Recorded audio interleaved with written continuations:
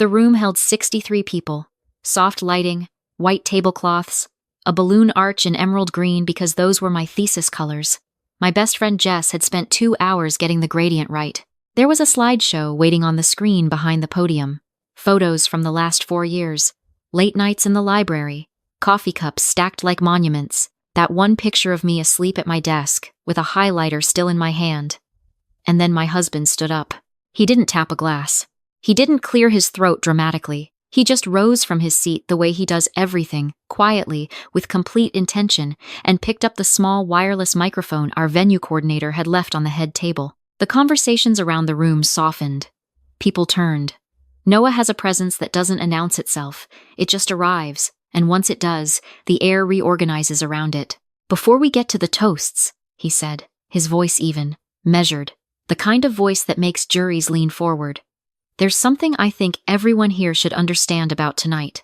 I already knew what was coming. I had known since the night before, when Noah sat across from me at our kitchen table and spread the documents out like a hand of cards. I had said, 'Are you sure?' He had said, 'You've been sure about this your whole life. You just didn't have proof yet.' My hands were folded in my lap. My throat was tight. My parents' chairs were empty at the far end of the family table, a gap as obvious as a missing tooth, because 40 minutes earlier they had stood up, pushed back from the table, and walked out of my graduation party like they were leaving a restaurant that had gotten their order wrong. My name is Claire. I'm 29 years old. I work as a program coordinator for a literacy nonprofit in Denver, which means I spend my days writing grant applications, tracking outcomes, and gently convincing people that data is not the enemy of passion. I got my master's degree in public policy last spring after 4 years of working full-time and taking night classes and surviving on the specific kind of exhaustion that only makes sense when what you're chasing actually matters to you. I have a brother named Tyler. He's 32, and growing up, Tyler was the kind of kid teachers called spirited, and neighbors called charming, and our parents called gifted. I was called responsible, which sounds like a compliment until you realize it's actually a job description. Responsible meant I handled things. Responsible meant I adapted. Responsible meant that when something needed bending, I was the one expected to bend. Tyler never had to bend. Tyler had a gravitational field of his own, and everything in our family, schedules, finances, attention, orbited him at a comfortable distance. I don't think my parents ever made a deliberate decision about this. I think it happened the way most unfairness happens. Gradually, quietly, disguised as love. When I got into the master's program, my mother sent flowers to my apartment. My father called and said he was proud, and the pride in his voice sounded real, not performative. And I let myself believe it meant things had changed.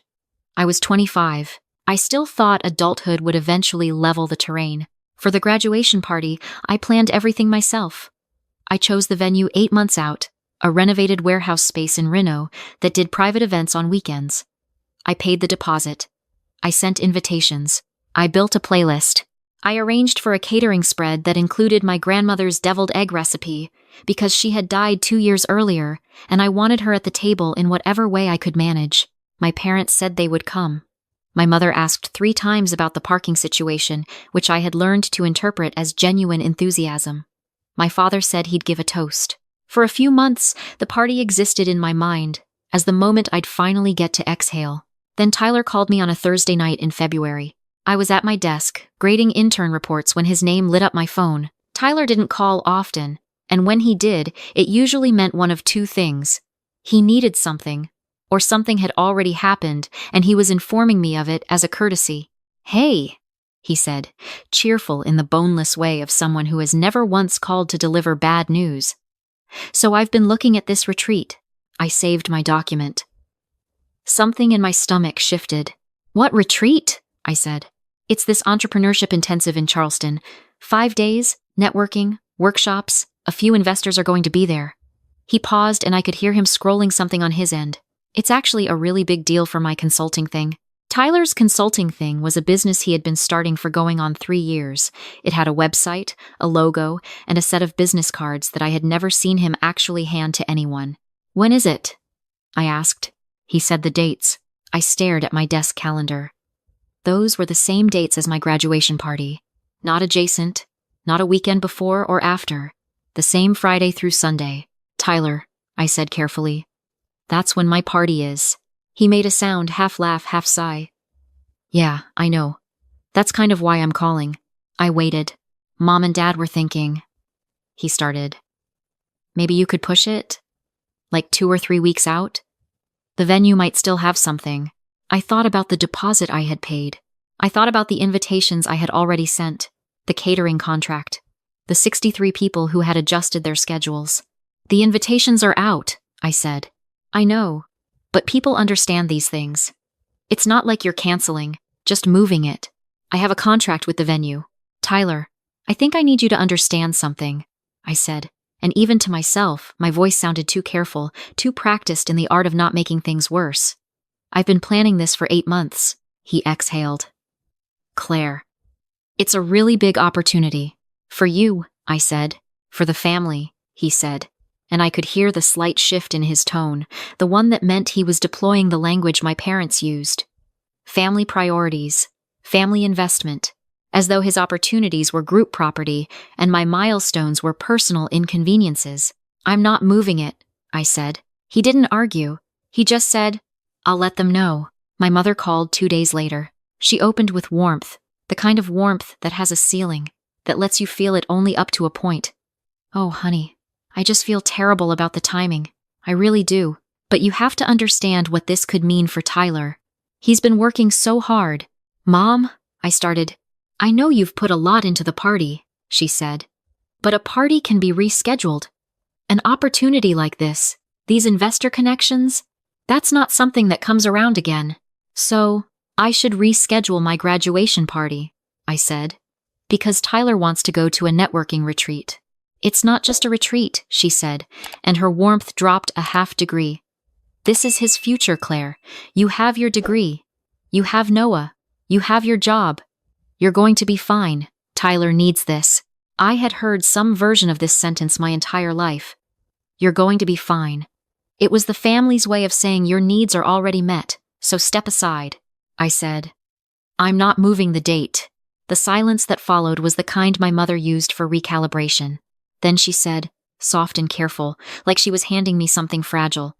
I hope you'll reconsider. Because if you don't, I'm not sure your father and I will be able to make it. I heard it clearly. It wasn't a scheduling conflict. It was a threat, dressed up in sadness. I said, Then I guess I'll see you at the party or I won't. She hung up first. My father called 3 days after that. He didn't do long conversations. He did rulings. You're being selfish, he said, before I had even finished saying hello. Tyler has worked for this for years. You know how hard this business has been for him. Tyler has been starting a business for 3 years, I said. I've been in school for 4. His exhale was slow and deliberate. This isn't a competition. No, I said. It's my graduation party. Do you know what it costs to raise someone? He said, and his voice had that edge it got when he was done asking and had moved to informing. We have invested in you. We invested in Tyler. We need you to be flexible. I didn't ask what that meant. I had learned early that asking my father clarifying questions was interpreted as defiance. I'm not changing the date, I said. He said, Then maybe this will be a lesson for you about what it means to be part of a family.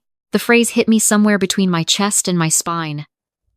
A lesson, as though I was a child who had misbehaved. Not a 29-year-old woman who had earned a graduate degree while working 40-hour weeks and paying her own rent. I stayed on the phone just long enough to say, Okay. Then I hung up, and I sat in my car in the parking garage outside my office building, and I didn't cry because I had learned a long time ago how to not cry in places where I might be seen. When I told Noah that night, he listened the way he always listens, completely, without interrupting, without making it about what he thought I should have said. He's a forensic accountant. His entire professional life is built around the idea that the story underneath the numbers is always more important than the numbers themselves. They're going to boycott your party, he said quietly when I finished. Over Tyler's networking retreat. It's not really about the retreat, I said. He looked at me for a moment. What do you mean? I shrugged in the way I had been shrugging my whole life, the way you shrug when something is too large and too old to explain simply. Tyler always lands on his feet. They make sure of it. That's all. Noah nodded slowly. He picked up his water glass, set it down again. How is Tyler funding this retreat? I hadn't thought about that. Tyler's consulting business had not, to my knowledge, generated the kind of income that paid for 5-day entrepreneurship intensives in Charleston, which from what I had seen on the website ran upward of $4,000 plus travel and accommodations. My parents help him, I said. They always have. Noah's eyes did something careful. He said, "Do you remember what your uncle's estate said? About the educational fund?" I went still. When my Uncle Paul had died 6 years ago, he had been organized about it in a way that surprised everyone, because Paul had never seemed particularly organized about anything else in his life. He had left behind a small estate and a letter. And the letter mentioned that he wanted to set aside money for what he called the next chapter. Specifically for me. Specifically for something that mattered. My parents had managed it, because I was 23 and my mother had said it was complicated, and I had believed her. I had never asked to see a statement. Asking to see proof in my family felt like accusing someone of something. I remember it, I said. Noah didn't say anything for a moment. He said, "Do you have any documents? Anything in writing?" I looked at him. "Why are you asking me this?" "Because," he said, and his voice was quiet and unhurried, "this whole situation doesn't add up." He didn't do it dramatically. Noah never does anything dramatically. Over the next 3 weeks, while I was finishing my thesis revisions and coordinating party logistics and pretending everything was fine, he was doing what he does at work, following the paper. He asked me for every document I had that mentioned my uncle's estate. I found a letter in an old email folder, a tax form I had signed years ago without fully reading, a single statement from a custodial account that my mother had forwarded once, briefly, when I had asked a mild question about it, and she had answered just enough to make me stop asking. Noah looked at the account structure. He searched the name of the managing entity. He called a number on one of the documents and had a conversation I was not in the room for. A week before my graduation party, he came into the kitchen where I was sitting with a glass of wine and a event timeline spreadsheet, and he said, "I need to show you something." He opened his laptop. The document on the screen was a bank transfer record. The kind of thing that doesn't apologize for what it says. Amount: $47,000. Date: 14 months earlier. Recipient: an LLC registered to Tyler. The memo line said, "Family loan, business support." I stared at it for a long time. The number 47,000 had a weight to it that I could feel in my shoulders. "That's," I said, and then stopped. "From the fund," Noah said. "The one your uncle left for you. The account structure gave your parents joint management authority, but the funds were designated for your use for a major life transition." I pressed my fingertips to the edge of his laptop screen like I could push the numbers off it. "There's no repayment record," he said. "No promissory note. No documentation of an agreement. Just the transfer." The air in our kitchen felt wrong, thinner than usual. "They took it," I said. His eyes were steady. "And they gave it to Tyler." I thought about my Uncle Paul. I thought about his laugh, which was too loud and slightly embarrassing in restaurants. I thought about the last time I saw him, when he had pulled me aside at Christmas and said, "You've got good instincts, Claire. Don't let anyone talk you out of them." My throat tightened in a way I hadn't expected. Noah reached across the table and covered my hand. "There's one more thing," he said. He pulled up a screenshot. I recognized the format. It was from a group text chain, the kind that exists in every family. For logistics, for holidays, for the small administrative work of maintaining relationships. The message was from Tyler to my parents, sent the same week I had told my mother I wasn't moving the party. "Just use the Claire Fund for the Charleston thing," he had written. "She won't even ask about it. She never does." I read it twice. Not because it was complicated. Because it was so casual. He knew it was mine. He had named it. He had counted on my silence as a feature, not a bug. Something shifted in me that night that I haven't fully been able to name. Not anger, exactly. Something colder. The feeling of understanding. Finally and completely. The shape of a thing you have been living inside of for years.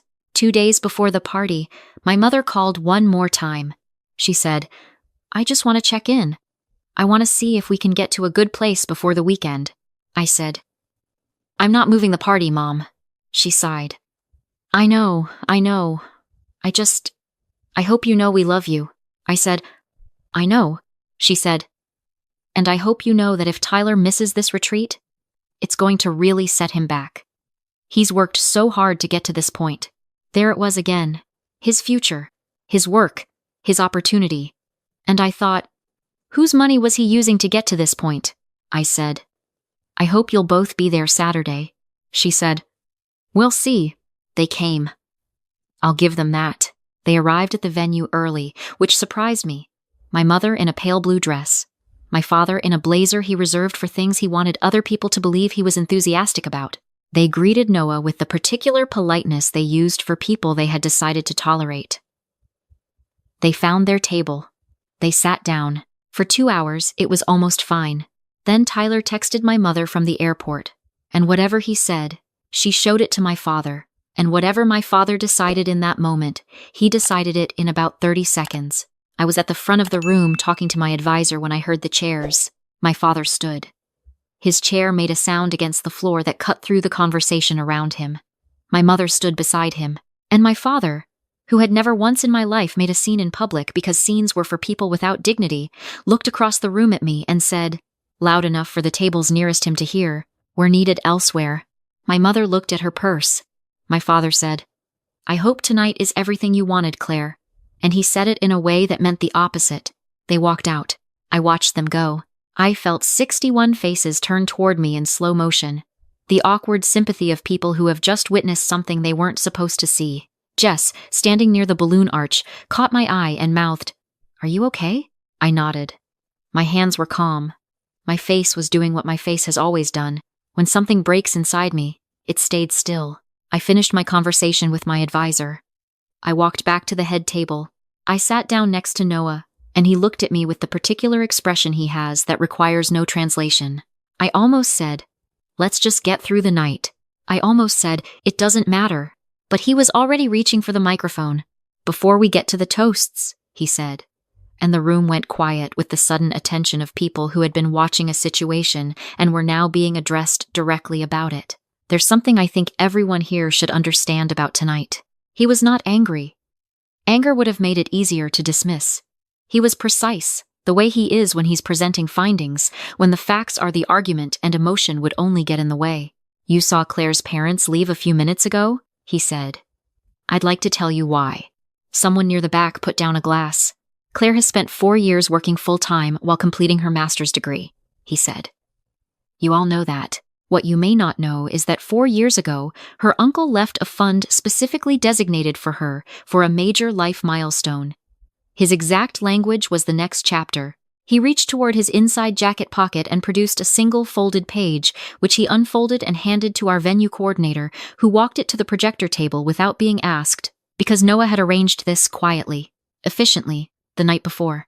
The document appeared on the screen behind the podium. $47,000. The transfer date.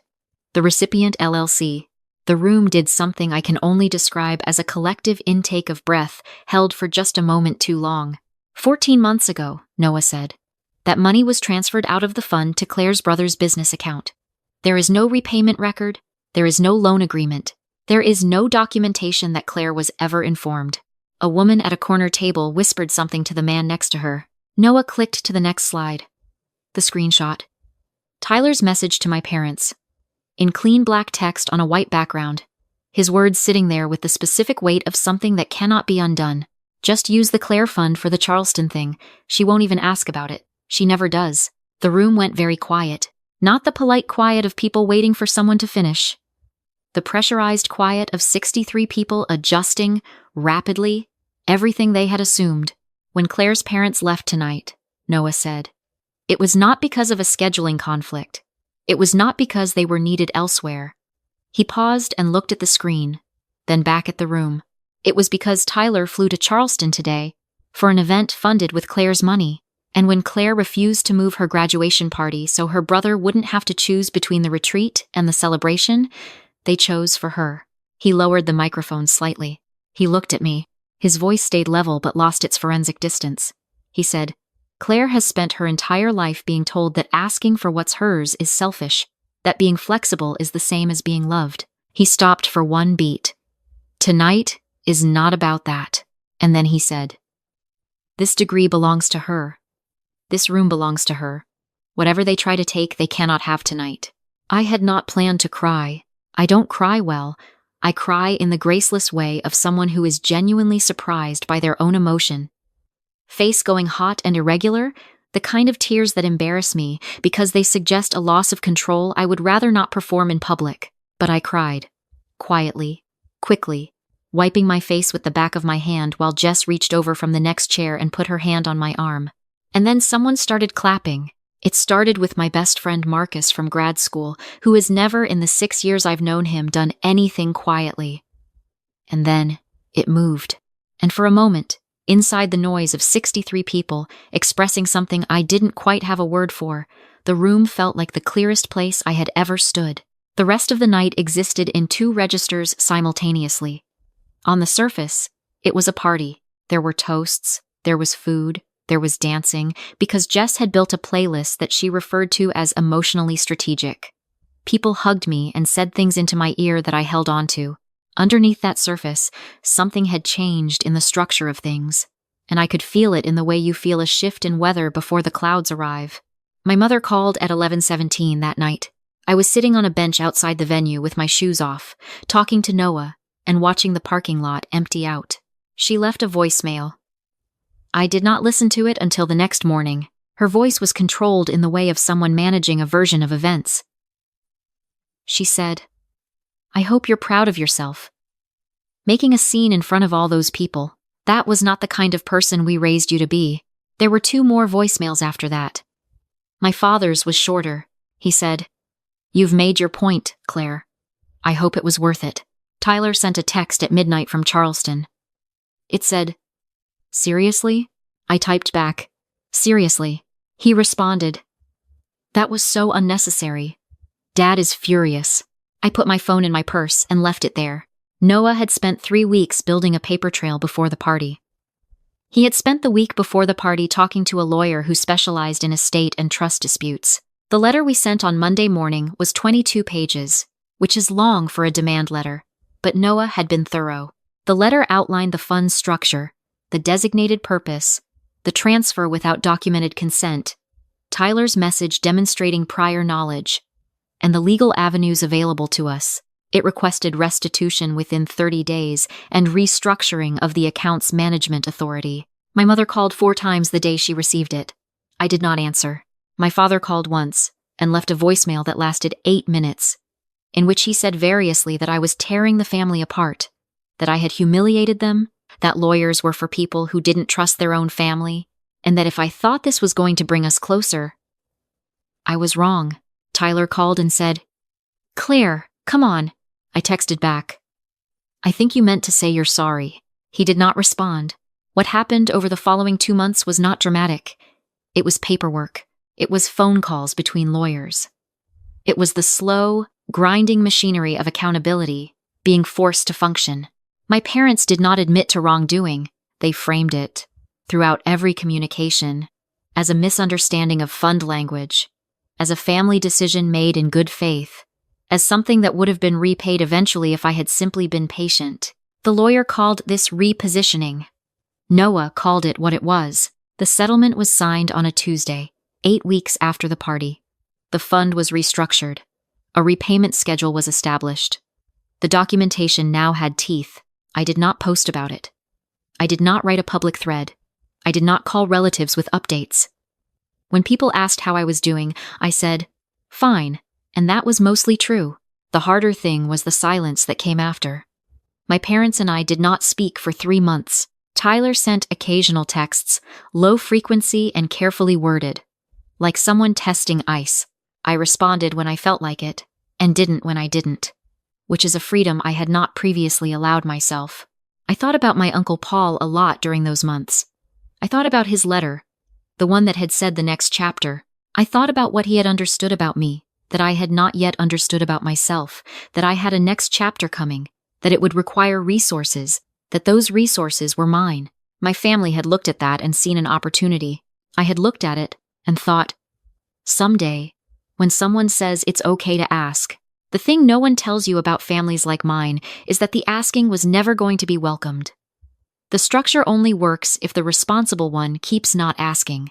If the responsible one keeps assuming good faith, keeps shrugging, keeps saying, I'm sure it'll be fine, keeps performing reasonableness as a survival strategy. The moment I stopped performing it, the structure broke. And what I found underneath was not the warmth I had been hoping would appear. What I found was that the warmth had always been conditional, and the condition was compliance. That knowledge doesn't feel like victory. It feels like waking up in a room you thought you knew and realizing the furniture was arranged to keep you from the door. But it does feel like clarity. And clarity, I've found, is something you can build on in a way that confusion never allows. Noah and I bought a house in the fall. It has a yard that is too large, and a kitchen that needs repainting, and a room we have tentatively agreed to call the library, which currently holds 7 cardboard boxes and a lamp we haven't found a place for yet. The day we signed the closing documents, I sat in the parking lot of the title company for a few minutes before going inside. I thought about the money that was supposed to help us get here. I thought about the years it had been sitting in an account with my name on it while someone else made decisions about its future. I thought about my graduation party, the balloon arch, the deviled eggs, the 63 people in a quiet room watching a screen, and I thought, I have never once in my life asked for less than what I was owed. I have performed asking for less. I have convinced myself I was choosing it, but there is a difference between choosing to give and being drained without permission. And I spent a very long time learning that difference, and I will not unlearn it. My advisor sent me a card when she heard about the house. She wrote inside it, "The degree is just the door. Everything you do from here is the room." I taped it above my desk in the library that is currently a storage space. Not everything has resolved itself into a clean ending. My mother and I have had 2 phone calls since the settlement, both brief, both careful, both containing the particular tension of people who love each other and have also profoundly let each other down. My father and I have not spoken at all, which I think is honest on both our parts. Tyler sent me a happy birthday text in March. I sent back a thumbs up. What I know now that I did not know at 25 or at 23 when I signed documents I did not read because my father said they were routine, is that love is not proved by how much you endure. You can love people clearly, without illusion, without performing gratitude for treatment that does not deserve it. You can love your family and also understand them well enough to stop expecting them to be something they have shown you. Repeatedly, they are not. My Uncle Paul knew something about being the overlooked one. He knew what it cost. He left me $47,000 and a note that said the next chapter. And I think what he was trying to say was, you have one coming. Get there. I'm here. The furniture needs rearranging and the library is still mostly boxes. But I got here.